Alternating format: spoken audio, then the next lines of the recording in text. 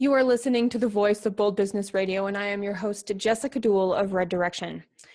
Today, you are going to hear Joy Gutherie speak with me about power habits.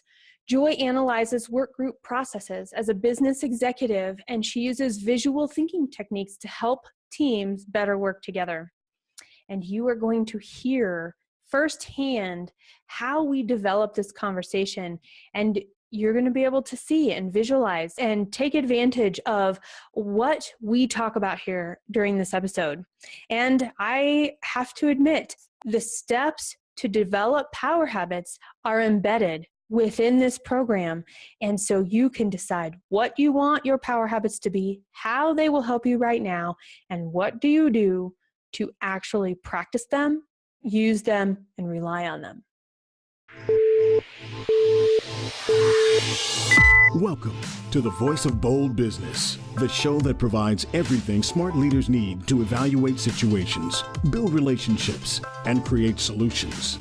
Jessica Dewell candidly talks about the skills necessary to build tenacity and do more with less. And now, here's Jessica. So we were talking just before we went live about what's going on in the world and how fast things change.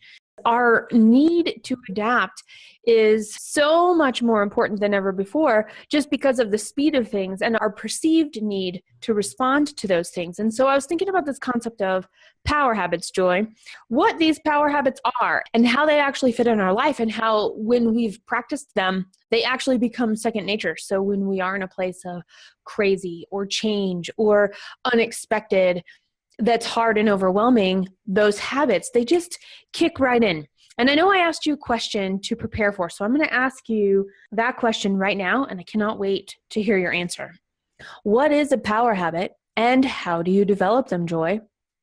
A power habit really is something that gets you moving in a positive direction. Some of the key things that are power habits, I guess actually the first one is to actually do something. A lot of people who want to give themselves, I guess, a chat to move themselves forward will think about everything that they need to do except for whatever it is that they actually have to do to move forward. So doing something is probably the key first power habit that anyone can have. Taking responsibility if something goes wrong, and that is also something that's very important. Being able to create a plan about where you want to go, then working that plan to make it happen. One of the things that we like to do, I think we've probably done it for the past 10 years or so, is that as we're trying to create a list of things, I'm the type of person who loves to work from lists and check the box when it's done. So as I'm creating a list of things, if I can do something in 2 minutes, just do it. Don't sit there and write it down and prioritize it and try to figure out where it fits in the scheme of things. It can be done in 2 minutes. Just do it. You're going to take more than 2 minutes to fit it in with everything else. So just be a little bit more efficient with how you're getting things done. I think probably another key thing really is to make sure you're taking care of yourself. Beyond eating well and making sure you get good exercise, making sure you sleep, also have fun with what you're doing. If you're not having fun, why do it? Those are some of the key things in my mind that you would need to do. They're all soft skills, Joy, which means we can learn them all. Can't we? All of them can be learned. Absolutely. I love your answer, because I thought I was going to have to weave in, how do we get some soft skills? And what are some of these things that we got to do? Nope, they're right here, ready. Look at that. I think it's great that you said if it only takes 2 minutes and you have 2 minutes, do it. I don't work like that, though. I am not a list checker. I am a big picture person. So for me, it's like, I have 2 minutes. Let me check in with my big picture. But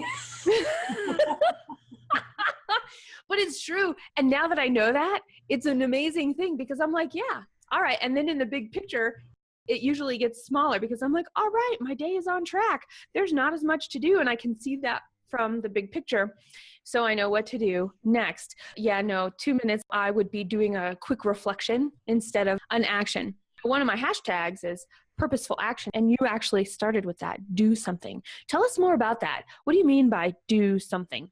I think actually doing this podcast today is actually a real key example for that. When you asked me whether or not I would be willing to participate in an upcoming one, I'm like, oh, gee, I'm not an expert in that topic. I'm not really sure if I would be the right person for you to talk to. That's actually one of the things that holds you back, is that you become your own worst critic. Just get out there, do it. I mean, do it, learn about it, go forward with, figure out what it is that I've done to try to move myself forward, and then share that with others. Maybe that can be helpful for them too. I just decided, I said, I'll let you know the next day whether or not I'll do this. I thought about it overnight, and I'm like, well, why are you holding yourself back here? Just do it. So do something is my first. I think that is so great. And if it fits into your initiatives and it doesn't take away and it's not shiny object syndrome, why not? I'm totally with you in all of that, Joy, because man, it's amazing what we can do when we decide. That would actually be one of the things when I was thinking about power habits. I'm like, make that first choice.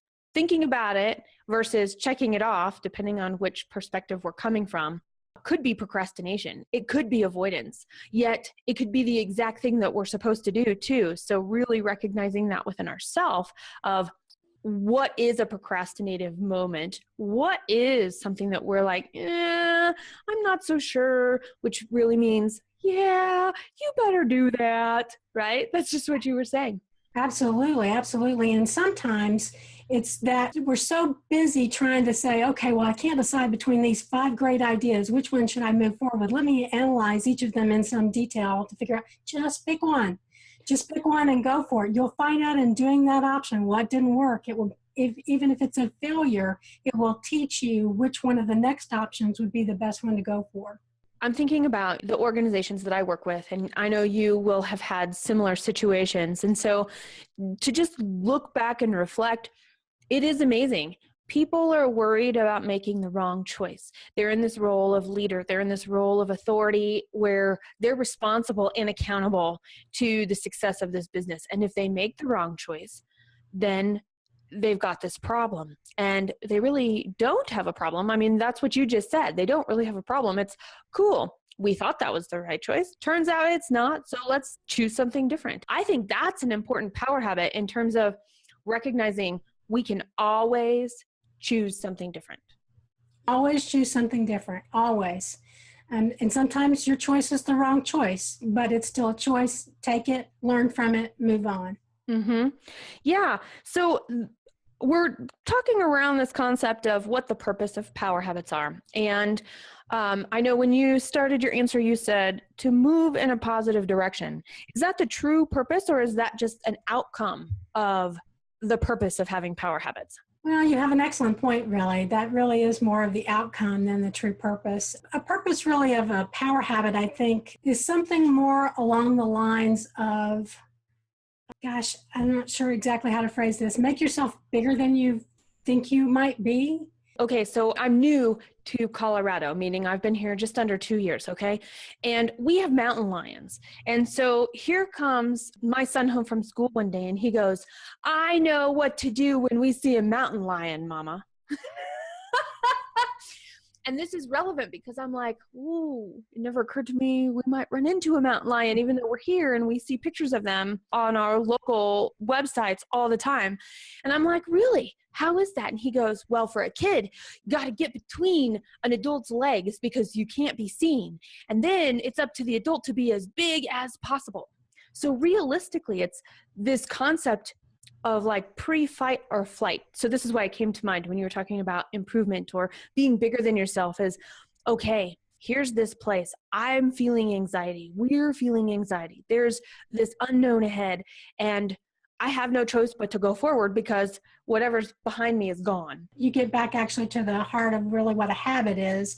A habit really is about having something fundamentally practiced that you know how to do, so that when you encounter a situation that may be different or similar, you can at least have something to fall back on to actually spur you to take some specific type of action. So in the case of the mountain lion, you learned what you could do in the event there was a mountain lion there. Oop, there's a mountain lion, or there's a bear, something similar. What can you do? Now, it's not necessarily true for all bears. I learned when I went to Alaska, you don't necessarily want to make yourself big. For some of them, you do. You want to make yourself really, really big for some types of bears. For others, you want to play dead. So it really just depends. It does depend. Having that frame of reference, though, is so important. When I think of the purpose of power habits, when you said move in a positive direction, I was like, yeah, it's like setting the tone. It's like it's making a choice before any choice has to be made. It's a personal choice, that concept of self-care. And I'm going to add self-awareness to what you were saying, because when we know what we're trying to do and we are choosing specific habits to do every day, maybe it's a morning routine, maybe it's an after dinner or a bedtime routine. It could be whatever it is, a Monday or a Friday thing, but that one thing that we are incorporating and we never let go ever. Whatever else is going on in the world, that thing becomes an anchor for us. And to me, that allows us to have an awareness of what the purpose is. It is to be anchored, to have some place to be able to stop and go, breathe, or take a look out, or go, okay, what do I actually have here? Whether it's structure, perception, or behavior, that whatever we need to do, but it sets us up for that. It's an interesting choice of word that you chose as an anchor, because an anchor is kind of contradictory to soaring, right? Power is more about going upwards, right? And a habit is more about staying grounded. So mixing the two of them together is kind of interesting. It's fascinating that you stay grounded while trying to move upward and basically more positively. We have the wrong kind of power there. And so what was coming to mind as you were talking about soaring in a positive direction, yet being anchored to know that we're in the positive direction we want to be, that juxtaposition. Sometimes the whole purpose of a power habit is to help us see bad habits we may be creating around ourselves inadvertently. It comes back to, in my opinion, some self-awareness. We're talking about responsibility also. Okay, I get to choose what actions I'm taking all the time. Are these actions that I am using to set my course the correct set for me right now? And it makes me wonder, do you think, and in your experience and in your observation, are power habits the same for everybody? No, absolutely not. There are people out there who write about, these are the 7 power habits, these are the 12, these are the 15, these are the 21 power habits. And using those, if you don't have some, if you use those as your baseline to developing your own, I think that's great. But for me personally, I mean, you said that you're a big picture person. I'm saying that I'm a list kind of person. I like to work off of a list. Those are 2 different very ways of approaching things. We wouldn't necessarily have the same habits to make those things successful. We're actually really not talking about routines here, which is why you haven't heard us say, here are the 10 things that we see successful people do before breakfast or whatever it is. We're not talking about that. We're talking about the habits that we have in our life and how we're showing up to each situation as we go, which is a different kind of habit. It's a different kind of living, and it's definitely a different kind of leading. Structure is important, and we all need a place to start. And Joy, you were saying that. I brought books. I brought books because there are a couple of different ways. We've got, right, this concept. This is a book that I read, The Millionaire Teacher. It's a teacher making a teacher's salary, created his retirement, and came up with this process that was tried and true. And he did it with other teachers and found that it worked. Andrew Hallman came up with a habit. He came up with a list of things to do to get to the big picture and all of the elements that were necessary. So it doesn't matter where we start from, we could still learn from and use something like this in our life. And so I'm bringing these up, yes, I like the books. They don't necessarily pertain to what we're talking about. They pertain to creating a system that gives us the positive forward momentum. And then we've got this one. I mean, Think and Grow Rich. But when was the last time you read this one, Joy? Oh, it's been a while, probably when it first came out. Mm-hmm. Okay, so here's the thing, and I just opened this to one of my earmarked written on pages, and it's chapter 7, The Organized Planning, the crystallization of desire into action. I think we need to come back and talk about that, because regardless of big picture or checklist person or making sure all the pieces are there to build with, there's an element of this when we're talking about action and the whole object of moving forward, reaching those goals, being able to clearly set those initiatives. And then the last book that I brought, which I think you'll like, is, I'm guessing you've read this, My Dust Jacket Is Gone, but it's The Go-Giver. I have not read that one. Bob Burg's The Go-Giver. These are 5 just practical habits that and he calls them laws in here, and he tells a story what the go-giver means. So you'll be more productive, you'll be more profitable, you'll make more money when you do these 5 things. They're all common courtesy things. So none of the things that I have actually shared here are, this is the way you do it to get it done. All of these in 3 very different venues are ways to consider we're showing up in the world and reflect of how we can take advantage of something like the go-giver, where he's got the law of influence. Your influence is determined by how abundantly you place other people's interests first. That's just one. I mean, how cool is that? To actually take a moment to not only acknowledge, but to maybe put ourselves in somebody else's shoes and recognize what they need. That's a very positive thing to do. It's a very personal and group awareness. Do you have any books that talk about this concept of the skills needed to create the habits that we want as an individual? The Art of Possibility by Benjamin and Rosamund Zander, one of my all-time favorite books, basically outline ways in which you should think about possibility, or what can be and how to get there. One of the key things that they talk about is how people tend to go into these downward spirals. And they tend to start out with this big plan of where they're going, and then encounter an obstacle, and so they start thinking very poorly about things, and then another obstacle comes, and we can't make this happen, we can't pull this off. So basically how to right that boat around, think more positively about it, and move forward. And that's called The Art of Possibility. The Art of Possibility by Rosamund and Benjamin Zander. Benjamin Zander is, or was, he might still be, the conductor of the Boston Philharmonic. Just a fascinating person. If you ever had the chance to watch him speak, go. He's fantastic. Their discoveries come from their life experience and their work, which is not theoretical. It's based in action and being out there.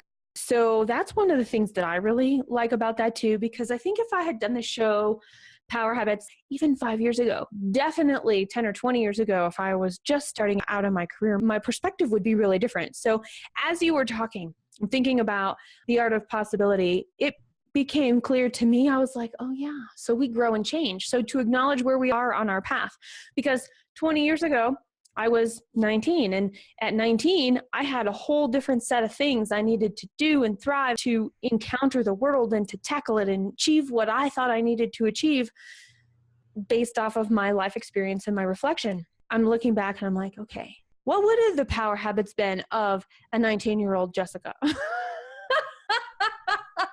I really think it would have been elusive, because the things that I would have perceived as powerful, meaning being able to create some sort of an impact, are very different than what my life experience since then has taught me. Command the presence of a room. Okay, that was a power habit. What does that actually look like? How does that work? Well, you don't just know, and that's when we have to figure out, because it works with our personality. It works with the people that are in the room with us, and it works with how we choose to approach problem solving. And are we open, or are we a little more authoritarian in our approach? I know I've said this before on other shows, probably not with you, Joy, but I used to be very authoritarian because I thought I needed to demand and hold my space and put my stake in the ground. And realistically, man, woman, young or old, that limits very quickly. Can you think of a time or a story where you ended up limiting yourself by the way you approached a situation? Absolutely. I think maybe everybody has that. For me personally, the one that always comes to mind is I was a fairly new manager, managing a program that dealt with all the laptops for a telecom company that was throughout the U.S. So we were coast to coast, and our sales force needed to get laptops. They didn't have them.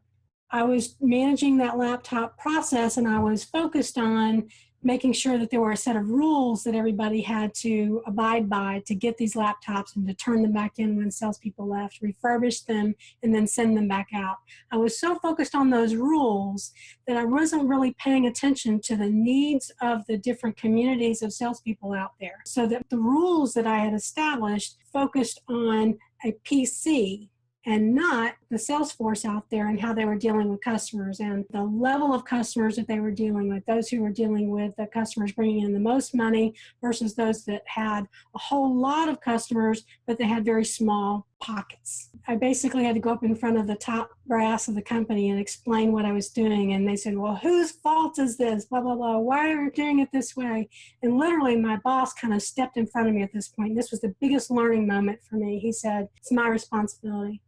I'm like, but it's my role. I did this. I put this in place. I'm the one that made this happen. He's like, it's my responsibility. I'll take care of it. We'll make sure that we create something that works better for everybody around the country. And that was a huge learning moment for me. That boss's power habit was responsibility. This is where I draw the line. This is what my involvement is. And here's how it goes forward. Oh my gosh. We have to take a quick station break. This is the Voice of Bold Business Radio, and I'm here with Joy Gutherie. And I have to tell you, we are having such a powerful conversation about habits, and this is actually called Power Habits. You got into this just a little bit. You started to allude it. So this is the perfect tie-in, Joy. Why do we need them? What if we just developed a skill and we were really good technicians and we were just okay with where we were and very content?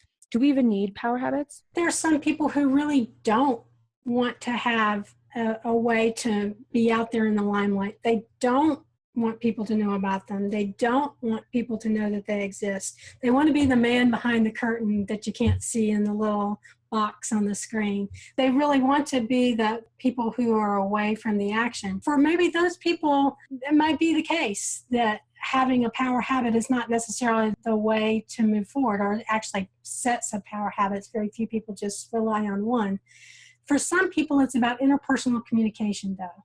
And so they're focused on being big when they go in the room and raising their arms out and taking up a lot of space, or setting up a specific location in the office where they want to be, or the table that they want to be at, or maybe they actually define the whole power habit thing differently, that it's more about my power and keeping my power within me without having to share my power with everyone else. So I will keep the things that I'm learning internally, and I'll go share those with people when I want to share them, but I don't have to share them just because you say I do. So the difference between people who want to be more communal, people who want to be more internal, I don't think there's anything wrong with those differences. I just think that there are differences. If somebody is a little nervous, they're coming and they're talking about something that they might not feel like they're an expert at, or it's their first time doing something, or they know they messed up and they're trying to figure out how to own it. The best thing that I can do as a mentor, as a colleague, as an equal, as a peer, is to be consistent. And somebody's going to know, if I said I was going to be there, I'm going to be there. And if I said I was going to do something, I'm going to do it. That's really where the behind the scenes are still very detail oriented. And in some cases, for somebody who's not used to doing those things or doesn't have strong skills in that area, will really rely on that internal communication person, the one who likes to be behind the scenes, that understands at a different level what's going on than somebody who has a different innate strengths and has chosen to develop other skills. What would you add to that? You want to have people who have all these different skills on your team. If you have everybody who wants to do the same thing, you're going to have a lot of infighting. So having the diversity of skills, the diversity of personalities will probably end up making whatever it is that you're doing stronger. You're so awesome at this. I have no idea if you know that, but that just brings us right back into this chapter 7 of this Think and Grow Rich, right? That I snagged and I was like, oh yeah, this page. I opened it up to this perfect page. Our crystallization of desire and putting it into action. So this is a concept of a plan, which is a skill that you chose at the beginning to be one of the higher ranked ones for being a power habit. It's interesting about this approach to failure, about bringing people together and having some accountability partners, which also comes to the realm of being mentored or seeking out a mentor and mentoring. What that looks like is maybe it's a question. Maybe the concept of formalizing a plan and getting real clear about what is actually being sought comes from us in the position of witness or hearing or confidant or mentor or boss even. because we have this moment where we can just give advice, but we also have a moment where could that advice and experience be mixed with a question to let the person who is approaching us have a little bit more reflection and make sure they're as clear as they need to be. I'm all for creating that plan to tell everybody who's working on something what it is that needs to be accomplished. When you start saying specifically what task everybody needs to be doing or how something needs to be done, you kind of blur the lines between being boss and between being very authoritarian again. If you want more creativity, you want more diversity, you want a more robust answer, you want an answer that's going to not just deal with that PC in my example, but with the overall answer, an answer that's bigger than one that you can come up with by yourself. You really want everybody involved. I think you want everyone's best power habit. Teaching somebody the power to choose, practicing the power to choose is sometimes what an entire team, an entire company, an entire movement needs for things to move forward. Right. Everybody can have ideas. Everybody can come up with solutions to problems. Everybody can bring their own skill sets to it. Until the actual solution is chosen or the next best step to discover the right solution has been chosen, all it is talk. And so that concept of taking whatever it is, because even for me in the big picture, we can all get out here. And at some point, I'm just like, all right, already, let's just act. What are we doing? As a group, you can choose to create a power habit of how you choose. Yes. Now, have you done that in some variation with teams before? I've done it on a very small scale where we were trying to reorganize a group in a fairly large organization, and we wanted everybody to have input. So we had to try to decide how we were going to decide. We had the way that we wanted to decide and how we wanted to do things. In the end, some of it didn't matter. The boss had a point of view and that was it. But for everything else, we were able to give the boss some information he didn't have before because of the process we decided to choose from. In my current business, for every project, every customer action we take, we do an after-action review. Have you ever done after-action reviews? I call it more of just a general review, so I'm interested to hear what makes you call it the after-action. We use the model actually that was primarily set up by the U.S. Army in the early 80s, and it is really focused on trying to show specifically what was supposed to happen, what actually happened, what is the difference between those two, and what accounts for those differences. So basically what you can learn from all those things. It's a non-judgmental, by judgmental I mean a non-pointing fingers way of saying, here's why something didn't go the way we expected it to go. So what we can learn from that so that when we, in the future, when we take a similar step, we can take that lesson that we learned from that and move forward. So it specifically takes what was supposed to happen, what actually happened, where are the differences, what accounts for those differences, what can we learn from that? Our Army's been around for a long time and they are great. This is the thing, when we look at lasting organizations that rely on structure and creativity within structure to see that done over and over and over again. And you see the results of that over and over and over again. Wow. So we're talking about processes and we're talking about the power to choose and having a process of knowing how to choose or a decision about how decisions are going to be made. And I love that we're using the same word for both things because it makes you think a little bit. Why do I have to decide to decide? Well, how many marriages could be saved if they only could figure out how to decide where we're going out for dinner tonight? We've got a 50% chance of success in marriage. In business, it's a little worse. No, it might be a lot worse, right? The first 2 years, 80% of businesses that start will fail. Right. And of that 20% that survive, only 30% of those original survivors of the first 2 years will make it 10. There's only ways to go up here. I mean, we could go down, but that's a whole other conversation that I don't think anybody is willing to think about because we've got the base. We can work up from that. Putting together a process to be able to understand what's going on because business owners, founders, teams, sometimes differences are overlooked in terms of the goals and the outcomes and the vision of what and where a company is going. If it's not looked at, if it's not constantly evaluated and talked about using, we're going to even say this after action model, that would be a perfect example of that too. A place to use this model is, all right, here's where I'm at. Here's where I'm at. This is where I see us going. This is where I see us going. And we could actually apply it to what's happening in an organization right now, in addition to after the fact. Sure, I might be able to pick better partners next time. Sure, that other person might be able to pick better partners next time. But in the end, what if it was part of the process of coming together and just evaluating and looking? And I use the word evaluate, which makes people cringe. So maybe just reflect. The reflection of, here's where we're at, here's where we're going. Are there gaps that we're going to be facing going forward? And can we reduce any chasms? Because if we can't, wouldn't it be awesome to figure out a plan to work around it before it became a crisis? Power habit for a man, literally, when he goes into a conference room, he spreads out, spreads those arms. He makes a big space. If he's got a lot of power in the organization, he's going to be doing that. A lot of women that you see come into meetings, they kind of hunker down in on themselves.